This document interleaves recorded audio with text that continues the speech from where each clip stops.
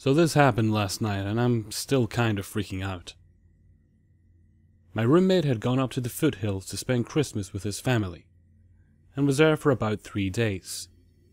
On the 27th, around midnight, he asked if I could come get him because he didn't want to stay another night. I don't mind. We've been best friends for 4 years, so I'm used to driving him to the city. Now a little backstory. I live in a small rural area, and there are only 2 ways to get from our town to the next city, both of which take about an hour and a half round trip. One road is the main highway but doesn't lead to the foothills, so it would take me 2 hours to reach him that way. The other road is a back road that leads straight to the foothills, so naturally I took that road. Now this road is surrounded by nothing but desert for about 20 miles, with the occasional housing development, so it's very dark at that time of night. It's also very secluded and less taken. The only reason you take it is to go to the foothills, the college, or are leaving the county. There are about 4 cars total going that way while I'm driving, and they all pass me within minutes, so the speed limit is about 65 miles per hour, and I'm going 55. Something's wrong with my car where it shakes if I go above 60. After a while, it's just me, driving. About 15 minutes into the drive, I see a car coming up behind me, and I pay no mind to it because I figure it'll just pass me like the other cars do. It comes up right behind me, and is right up in my back. I'm more confused than I am scared because why is this person right behind me when I'm only driving 55 in the slow lane? I don't go faster and I don't move, which I guess egged them on because they kept turning their brights on and off and start swerving behind me. Now I'm thoroughly freaked out and keep hoping they'll either leave me alone or another car will drive by. Neither of those happen. They do this all the way to the foothills. I think, okay, so they're either going to keep following me or turn somewhere. They keep following me. I'm nearing the exit where my friend is, so I'm afraid they are going to see where my friend's family lives and hurt them. So I call my friend and tell him to meet me at the convenience store, because I want to get something to drink. Not telling him someone was following me. I get to the store and watch the car pass by, and finally calm down thinking it was just some asshole messing with me. I meet up with my friend and we get some drinks and a snack and leave. For about half an hour, it's fine.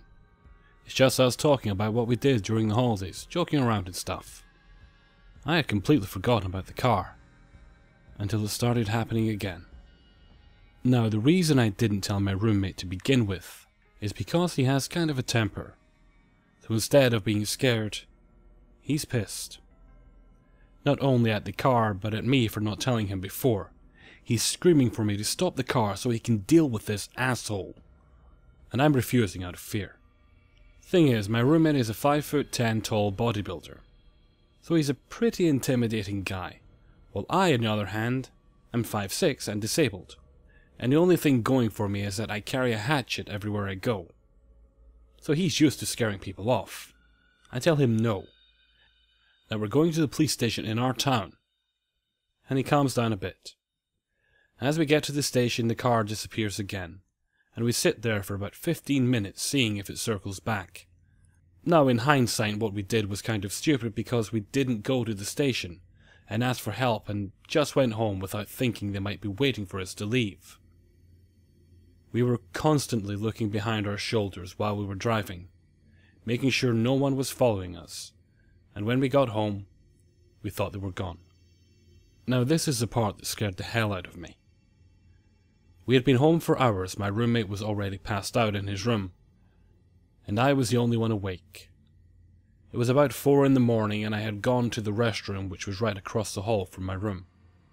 Now, the way our house is set up is that the kitchen and living room are separated by a wall, with a 4-foot wide space as an entrance, and the living room is connected by a 10-foot long narrow hallway. Now, from the living room you can't see most of the kitchen or past 2 feet in the hallway, and from the hallway you can't see half of the living room when by the bathroom. I get down in the restroom and see lights flashing through the living room window. I am in the hallway, too afraid to move and get my phone or wake my roommate.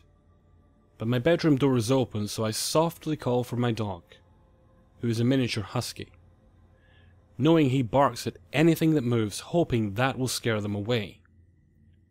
As I thought, once he sees the lights, he goes fucking nuts. But he's short, so he can't reach the window. So he's in the middle of the coffee table barking. I see the lights turn off, and wait for about 5 minutes before he starts barking in the kitchen. My roommate is now awake and asking me what the fuck my dog is barking at. I tell him, and he goes back into his room to get his boxer on her leash, and tells me to get my hatchet and phone. As I'm getting my stuff, I hear a thud against the back door, and then another. They're trying to kick in the door. I dial 911 and explain the situation, and they said they'll be there in 10 minutes. I get back to my roommate and we head to the kitchen, where he opens the back door, and in stumble 2 guys about my height, dressed all in black. They look up at us and start freaking out because they've got 2 guys with 2 fairly large dogs, one who looks like he injects steroids, and the other with a hatchet. One guy is screaming, "This isn't her house! How did you fuck this up?" And the other one bawling his eyes out. Apparently, they were going to break into one of the guy's ex-girlfriend's house, who happened to be my next door neighbor, and kidnap her.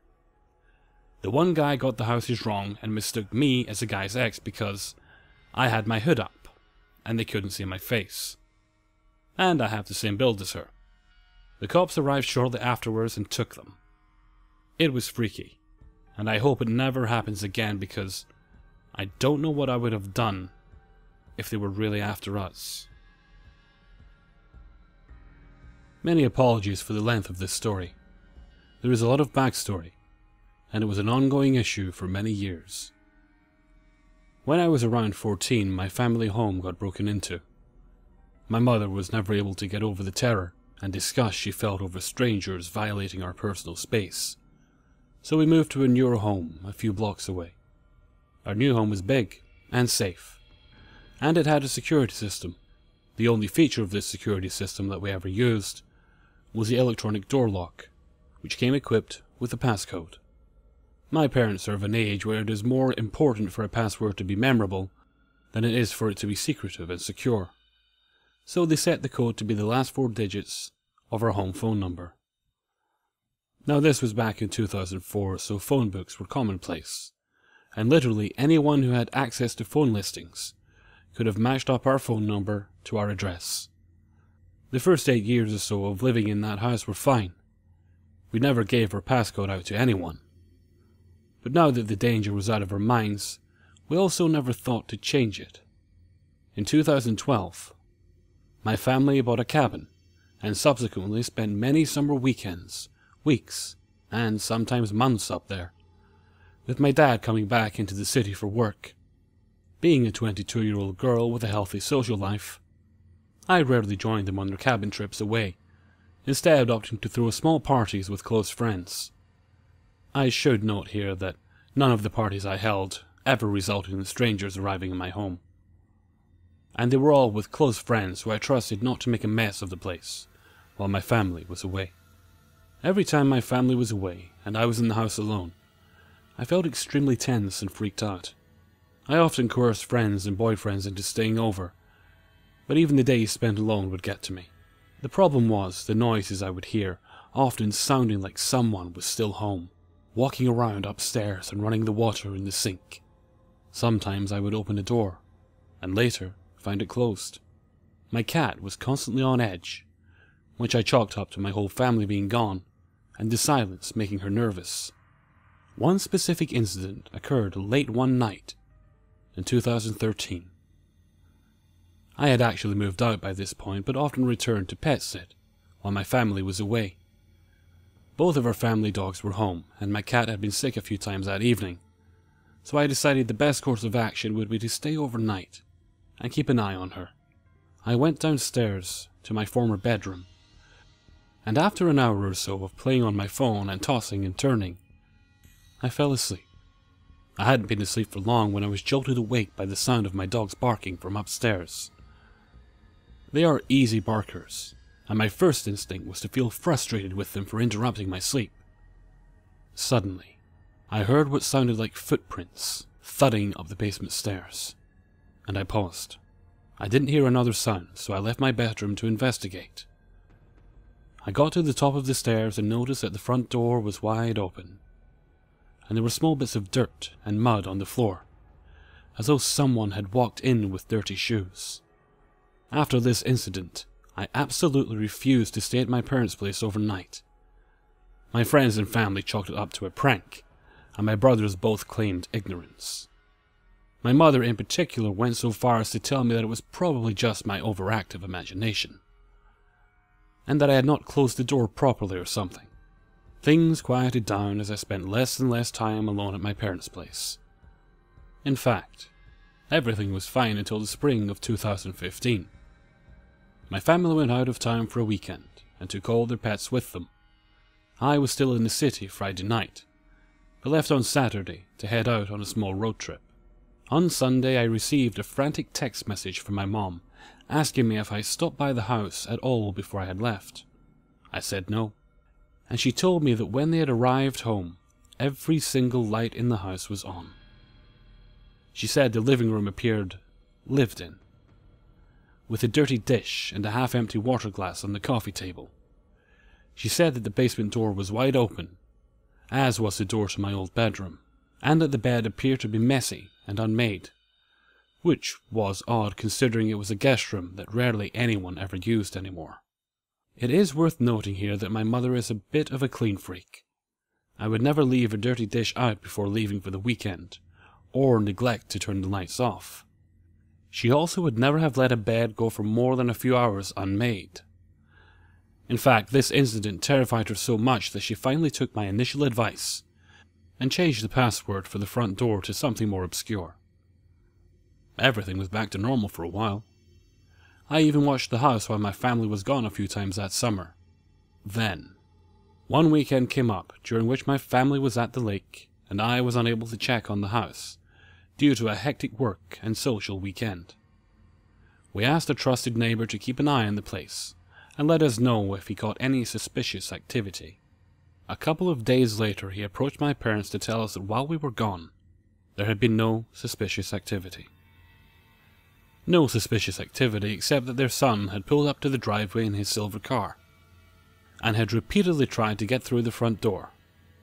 You know, the son who always checks up on the place when you guys are gone. He then saw the boy head around the side gate and attempt to open it before heading back to his car and driving away. This would have been all well and good except for one minor detail. I have two brothers.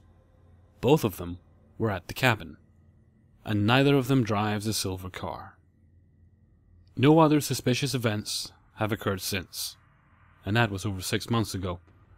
However, I am still petrified to spend too much time alone at my parents' place.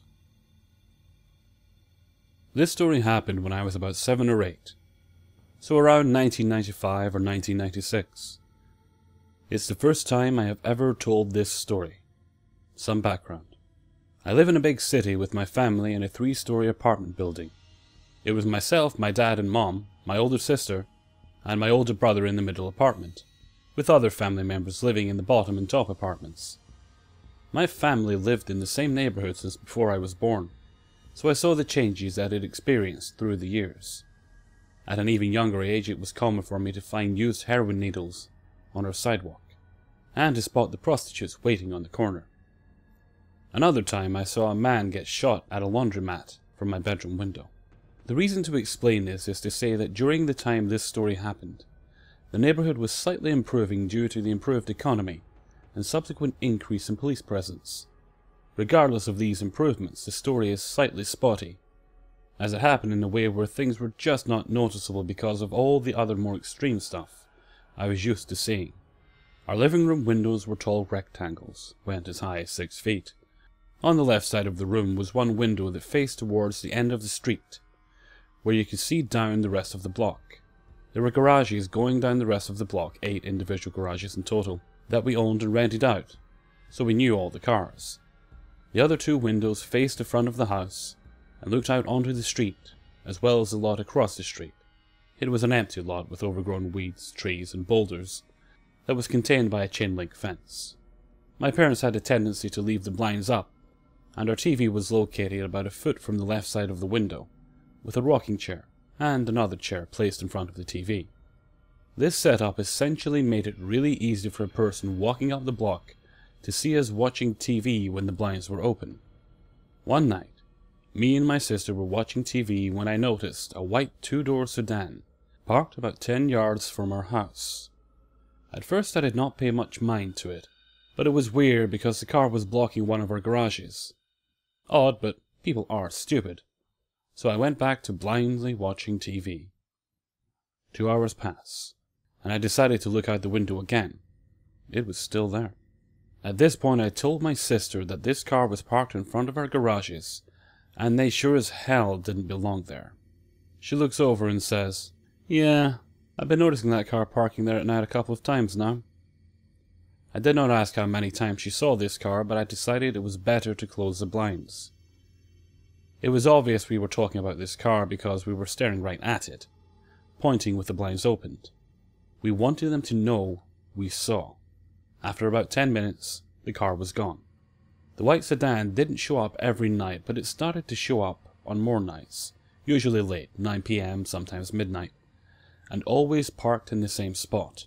My sister at the time was a teenager, so many times she was out with her friends at night, while I was stuck at home.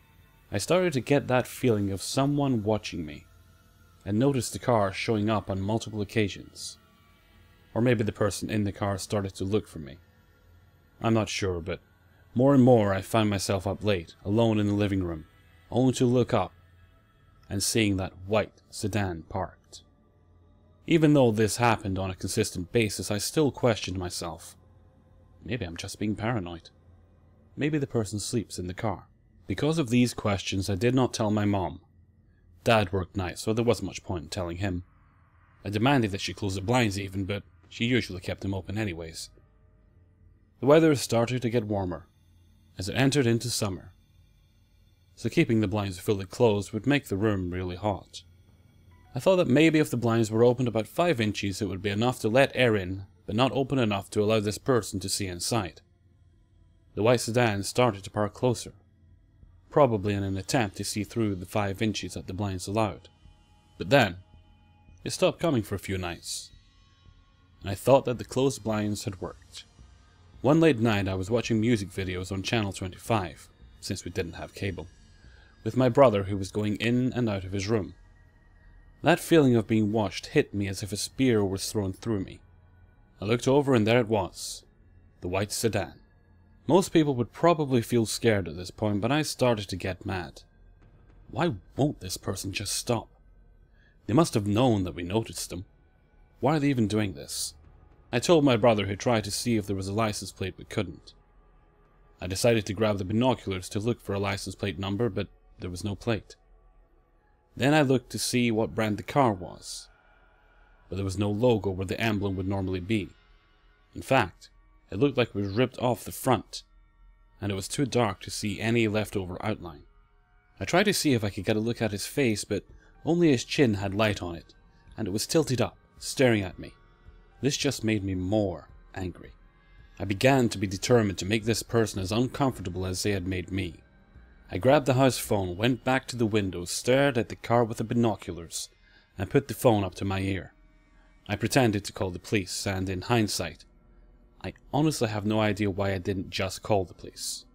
I was young, never really thought about calling 911 and whatnot, so I guess I just did not know how to actually do it. It seemed to work though, as the white sedan drove off almost immediately. For about 2 weeks, there was no sign of the car. Again, I thought perhaps that was it. As a kid, and hell, who am I kidding, I still do this, I would always take care of stray cats and bring them into the vestibule of our house, so they could sleep inside for the night. While my parents would always be annoyed that stray cats would find me, they allowed a happy medium, where the cat had a place to go for food, shelter, in bad weather, but the cat would not enter our apartment or interfere with our cat, Princess.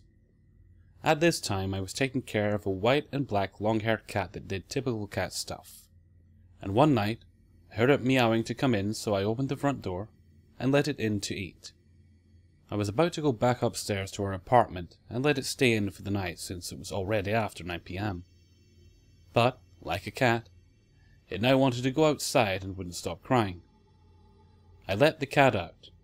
It walked down one step and started to clean itself as I leaned against the doorframe in annoyance, because I knew it would want to come back in again.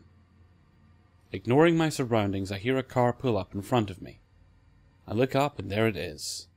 That white sedan stopped in the middle of the street.